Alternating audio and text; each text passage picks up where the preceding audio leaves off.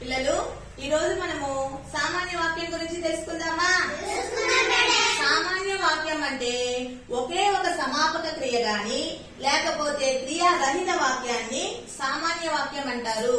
ఉదాహరణకు క్రియా సహిత వాక్యానికి ఉదాహరణ రాజు పాట పాడుతున్నాడు. దీంట్లో క్రియ ఏది? ఎట్లాంటి క్రియ? సీత బజారుకు వెళ్ళింది. దీంట్లో క్రియ ఏది? ఎటువంటి క్రియ? ఇలా ఒకే ఒక సమాపక క్రియ ఉండే వాక్యాన్ని సామాన్య వాక్యం అంటారు.